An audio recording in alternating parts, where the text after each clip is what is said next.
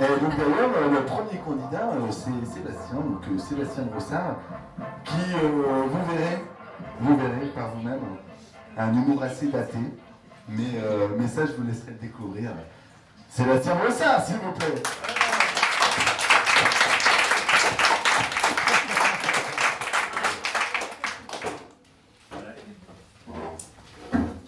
Une chemise. Merci. Il y aura un mariage après. Comme j'ai un humour assez daté, je m'assois, je préfère. Merci Tony d'avoir attendu que je sorte. Hein. Oui. Moi aussi j'attendais que ça sorte.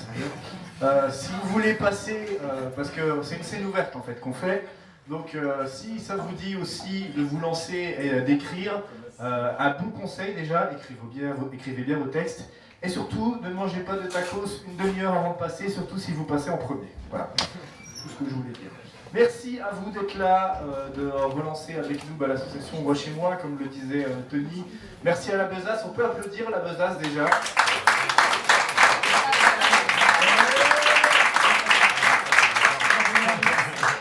On est très heureux d'être ici pour cette nouvelle session.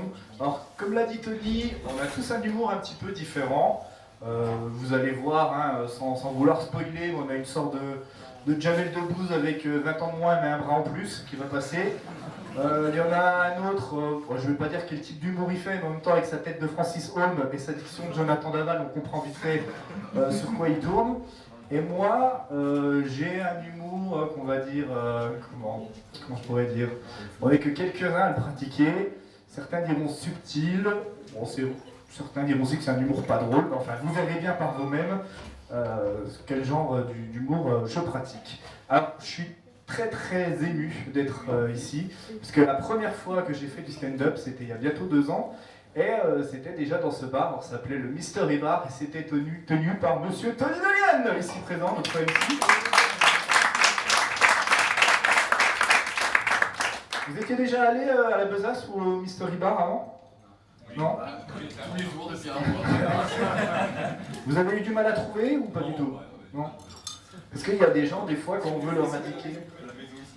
Il y a des gens, quand on veut leur indiquer où ça se trouve, on leur dit bah, c'est dans la rue Claude Pouillet, aussi bien pour le Mystery Bar que maintenant la besace, on dit c'est la rue Claude Pouillet.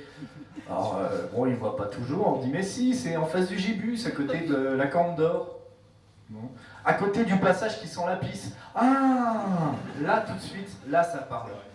D'ailleurs, pour ceux qui connaissent un peu Tony, moi je trouve quand même que depuis que c'est plus lui qui tient le bar, ça sent quand même moins fort. Je ne veux pas dire qu'il y a un lien de cause à effet, mais bon voilà. Donc il y a 2 ans, j'étais ici pour mon premier stand-up, c'était vraiment super, le public était génial. Putain, il me manque ce soir. Et il s'est passé beaucoup de choses sur ces 2 dernières années, aussi bien pour moi, dans ma vie privée, je vais y revenir, que pour nous tous. Hein, vous l'aurez constaté, les conditions sont un petit peu différentes. Alors, je vais prendre 2-3 exemples de choses qui ont changé par rapport à 2018. En 2018, ça peut paraître anecdotique, mais c'était le retour de Jim Carrey. On l'avait peut-être pas trop remarqué, mais Jim Carrey avait un peu disparu des radars, il faisait plus de films, et il est revenu, non pas au cinéma, mais à la télé, avec Netflix. Il a fait une série Netflix avec Michel Gondry, ça c'est pour 2018. Qui aurait dit, en 2020, qu'on allait tous se transformer en The Mask? Franchement, si ça c'est pas le grand retour de Jim Carrey, là je m'y connais pas. Autre chose qui a changé en 2018, BFM TV, vous voyez tous BFM TV, chaîne anxiogène par excellence, que je regarde beaucoup. Sur BFM TV, c'était Netflix. Il y avait du flic de partout, avec les gilets jaunes, c'était de la matraque en veux-tu en voilà, du LBD. 2020, c'est plus un mélange de H et de Dr House. Sauf que, quand même, le professeur Strauss de H, il reste quand même beaucoup moins flippant que le professeur Raoult. Ouais, c'est mon avis. Hein. Autre chose, 2018, qu'est-ce qu'il y a eu comme grand événement en 2018? Oui, au fond. La Coupe du Monde. Hein. La Coupe du Monde, on a été champion du monde. Avec Griezmann, avec Mbappé, avec Giroud, on a été champion du monde. 2020, quand on arrive à réunir assez de joueurs pour faire une équipe qui ne sont pas positifs à la Covid, on peut déjà s'estimer heureux. 2018, c'était ramener la coupe à la maison, allez les bleus, allez. 2020, c'est plus ramener le Covid à la maison, il est tout bleu à l'aide. Ça, voilà, ça c'est pour 2018-2020. J'ai dit le Covid, alors que maintenant on dit plutôt la Covid, hein, d'ailleurs.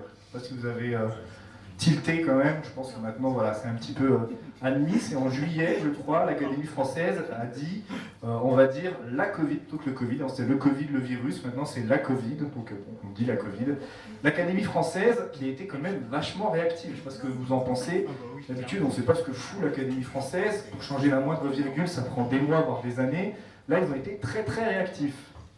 En même temps, une maladie qui touche autant les vieux, tu m'étonnes qu'ils se soient sentis concernés dans l'Académie française. À propos de vieux et de Covid, moi j'ai passé mon confinement chez les miens de vieux, en Haute-Saône. Hein, je pense que ça se voit un petit peu, je suis Haute-Saônois.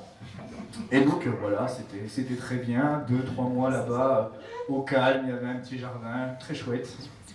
Je ne suis pas beaucoup sorti, j'ai dû faire 3 attestations en tout et pour tout. Donc vraiment, voilà, je suis resté tranquillement chez moi pour plusieurs raisons. Déjà parce que bon, j'avais pas à sortir, je préférais que ce soit mes parents qui prennent les risques d'aller aux courses. Et aussi parce que moi je suis très très tête en l'air, c'est-à-dire que je perds tout. Là, encore une semaine, j'ai perdu la clé USB d'une pote. D'ailleurs, si vous la trouvez, elle est verte fluo. Cherchez un petit peu, voilà.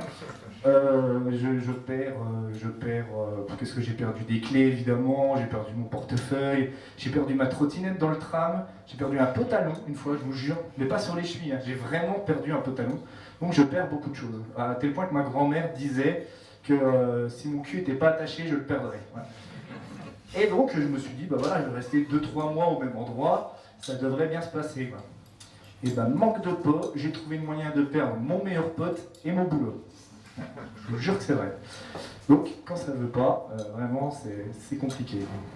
Alors, il y a une autre chose qui a changé quand même 2018-2020, toujours par rapport à la Haute-Saône, c'est notre rapport justement à la campagne, à la nature. En 2018, aller en Haute-Saône, on se fait chier, on s'emmerde, la nature c'est chiant, la campagne. 2020, c'est revigorant, c'est bucolique. On a tous notre Haute-Saône, hein, même si vous n'êtes pas tous Haute-Saônois, même si certains ont quand même bien la tête aussi. On a tous notre Haute-Saône, on a tous quelque chose en nous de la Haute-Saône. Et donc, quand on va dans ces endroits revigorants, bucoliques, on se met à observer, parce que malgré tout, même si c'est sympa, on s'emmerde toujours autant, même si on ne le dit plus. Donc on se met à observer la nature, et moi j'ai regardé sur tous les insectes, c'est dire si on se fait chier, et j'ai vu que les mouches, vous regarderez, les mouches, les plus belles mouches, paradoxalement, c'est les mouches à merde. C'est les mouches à merde, vous regarderez. Je sais pas si c'est parce que c'est la Haute-Saône, mais nous on dirait qu'elles sont tunées en fait. Alors, c'est peut-être pareil dans le Doubs et ailleurs, hein. On dirait qu'elles sont tunées, on dirait qu'elles ont fait Pimp My Fly en fait. Ok, avec Dany, on t'a mis une belle peinture verte. Et pour bien faire chier les gens quand tu passes des heures dans la cuisine, on t'a mis un gros moteur bien bruyant. Avec ça, elles vont tomber comme des mouches.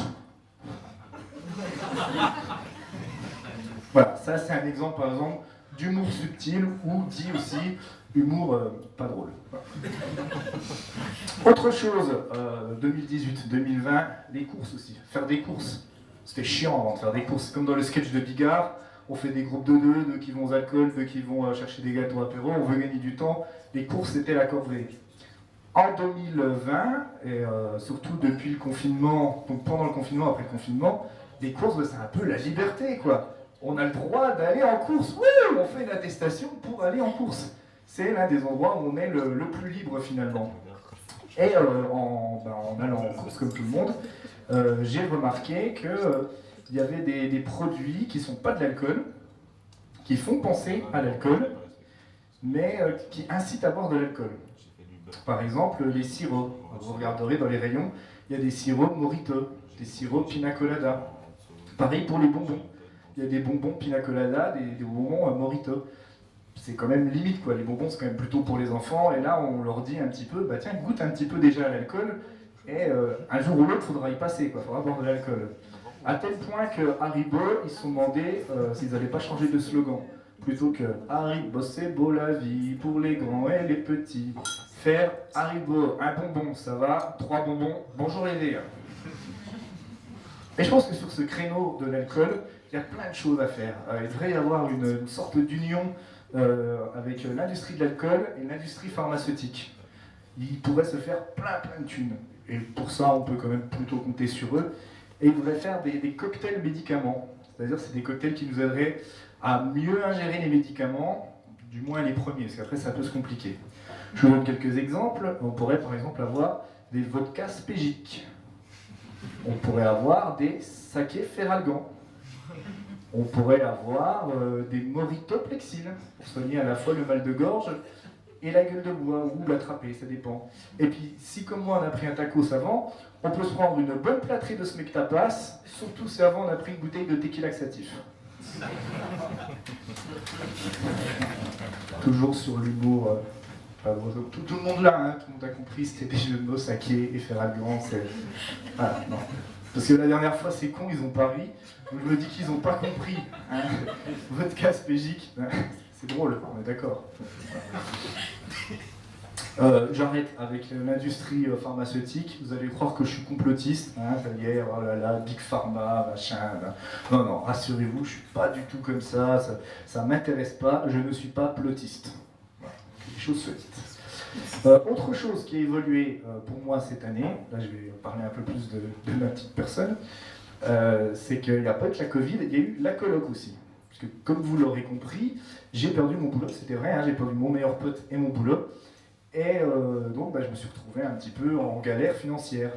Et monsieur Thomas Cotin, là, Francis Homme, Jonathan Daval au fond, m'a dit oh, ouais, viens avec moi à la coloc, viens, il y a une place, viens à la Choupine House. La Choupine House, oui, sweetos, la Choupine House. En fait, la Choupine House, c'est juste un repère de vieux garçons au Saulnois, la trentaine, qui prennent leur repas dans des plateaux repas comme dans un EHPAD. Ah, en gros, c'est ça, la Choupine House.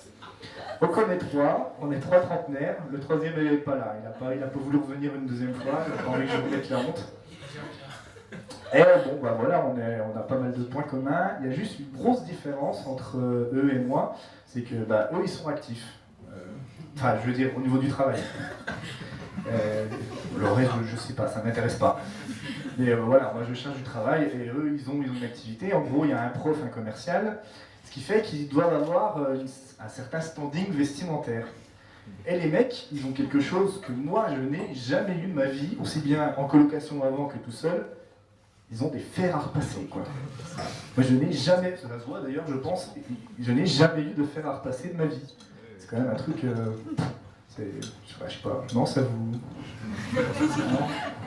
Arrêtez, il y en a plein, ils sont comme moi, on pourrait échanger. On a un petit peu cul et chemise. Mais bon, pas drôle.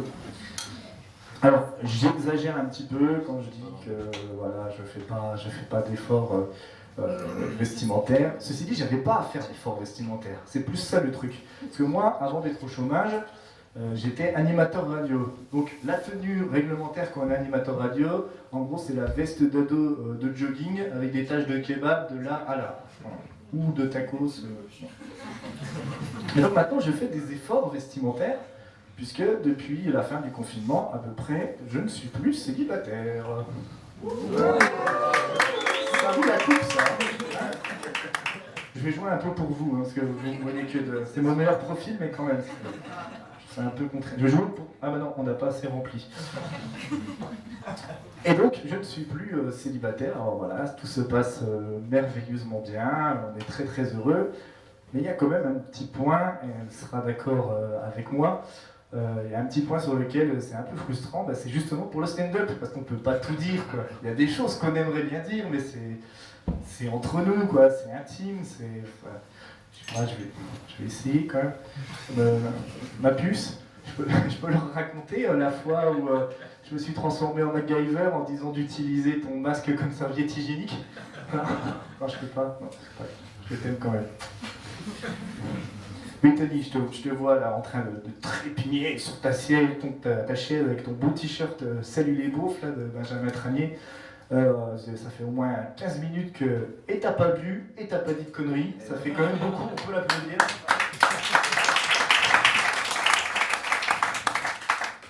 Mais avant de te repasser la parole et présenter le prochain candidat, je vous donne un indice qui c'est. Le prochain candidat. Je voulais remercier encore une fois tout le monde voilà, d'être là, vraiment, sincèrement, parce que vous nous permettez de repartir avec ces conditions compliquées. Voilà, tout se passe bien, on est d'accord? On est bien là. On est très bien dans ce bar. Donc merci à la Besace, merci à tout le monde d'être présent. Je vous dis dans un mois à peu près normalement pour la prochaine soirée stand-up. Vous pouvez également me suivre sur la chaîne YouTube On voit chez moi avec mes chroniques ciné. Et puis pour le premier rang là, on se voit demain à Majo pour les tests PCR.